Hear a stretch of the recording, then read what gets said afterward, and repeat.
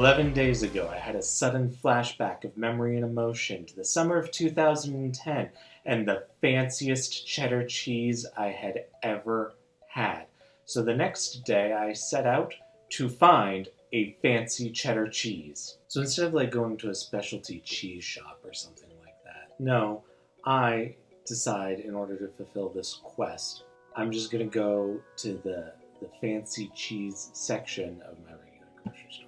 As you might have guessed, the cheeses I found there were not particularly expensive, so I bought 3 of them. We have the Summerdale Extra Sharp Cheddar Cheese to be enjoyed with white wine.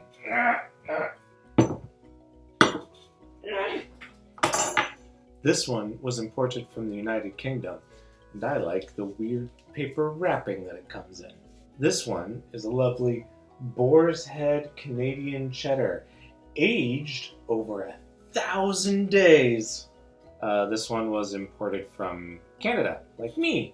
And finally, we have the Kerrygold reserved cheddar, 100% natural cheese. This one aged over 2 years. It has a distinctively sharp aged cheddar. And this one's imported from Ireland. In case that wasn't clear, I got this from the grocery store when I saw that label. That's probably good. All right, let's get into it, starting with the Summerdale, which I keep wanting to call Hannah's Choice. I think I'm confusing it with an American cheese for the peasants that was also on the shelf there. Oh, okay, all right, I'm smelling that. You can smell that it's cheese. All right, let's take a slice. Oh, it's very crumbly. It just crumbled right off the knife there. I'm gonna take my first bite. Yeah, okay. This is the one supposed to be with wine. Okay. I associate this with fancy cheddar, but there's like a non-tactile grittiness. Dry. It's dry. That's what I'm thinking of. Yeah. Okay. It's dry. I'm gonna try it on a cracker now.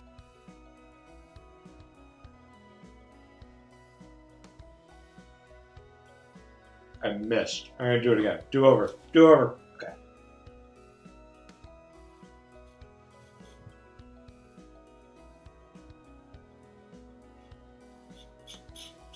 This is like the least talking of any video that I've ever shot to put up on my YouTube channel. I don't know where I'm gonna put the cheeses around. Am I eating 3 blocks of cheese tonight? Tupperware. We're all good. So this one's a little bit wetter than that one that I remember from the summer of 2010. I should describe that one more. It was this entire, you know that scene from Third Encounters of the Strange, Weird, Third Encounters of the Close Encounters of the Third Kind. That's it, right? Okay. So you know when, is that Richard Dreyfuss is making the like plateau out of mashed potatoes because this shape is important. This means something. The block of cheese was like that. It was like the mashed potato mountain, and we would just like stab it and then eat. And it was so crumbly. It was crumbly like gravel almost. It was so dry and it was so sharp. Like I had plans for the rest of that day and I just didn't do any of them. Because why would I when there was more of this cheese that I needed to consume with my friend? So anyway, that was a magical religious experience. This one, the Summerdale from the United Kingdom, it's a little bit wetter than that one, a little bit more moist. It's got a nice tanginess to it that I'm enjoying. It's making me think about visiting my grandparents when I was a kid, going home to Canada and seeing my paternal grandparents and my maternal grandparents, which were like an hour's drive away from each other. Yeah, a childhood nostalgia of being spoiled by grandparents. Next up, we have the Boar's Head from Canada, which is just redonkulously tightly wrapped. Okay, first slice. Still a good crumbly coming off on the knife again. This one's a little bit more structurally sound than the first one, I think. Okay, first bite.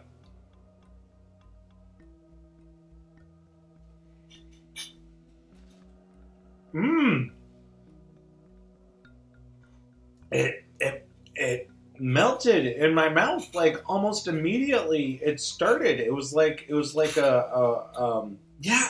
gently melting an ice cube made out of cheese in my mouth. How's this one go with wine? Also very good with wine. All right. Let's try it on a cracker.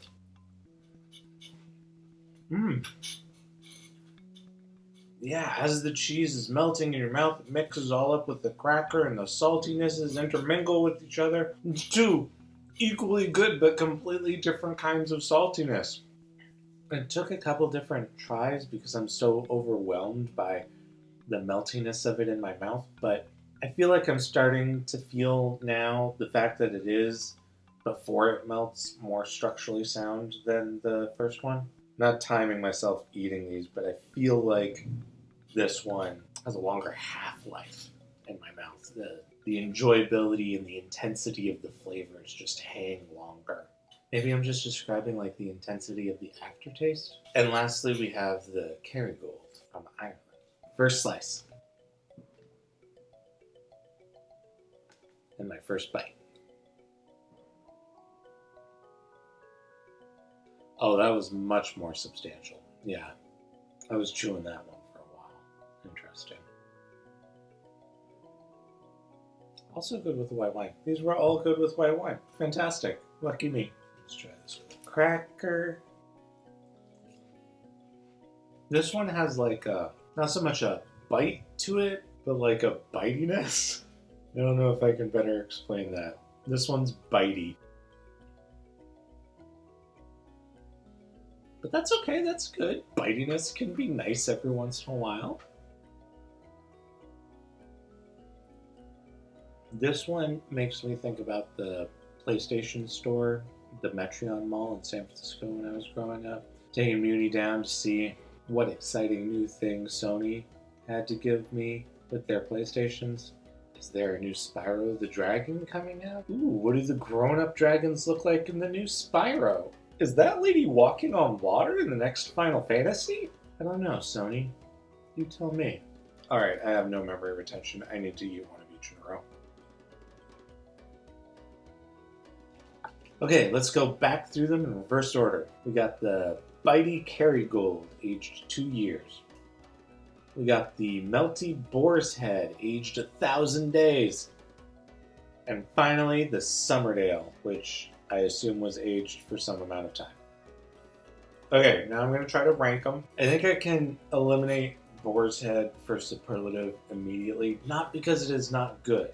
It is very good. But because it tastes similar to my memory of the cheese from when I was left home alone one night as a kid, and on that particular evening I realized that no one had the power to stop me from grating an entire block of cheddar cheese into a bowl and eating that as my supper. This kind of tastes like that, which was amazing, but still a mistake. So we're between the Summerdale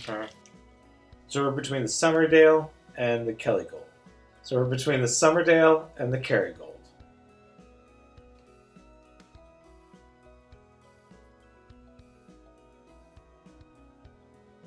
Okay, I figured it out. It's the Kerrygold.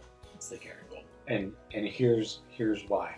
I can't tell which one is better between these two, just eating them by themselves and drinking them with wine. It's also pretty close with crackers, but Kerrygold is a little bit better. You gotta understand, with the exception of this right now, tonight, and that magical day in the summer of 2010, I'm not usually out here just eating cheese by itself unless I am like grizzly going to town on that and I don't care what it tastes like. For everything else that I use cheddar cheese in, particularly sandwiches and tacos, yeah, that's the Kerrygold. Between these two, it's the Kerrygold that's getting me what I want in those situations.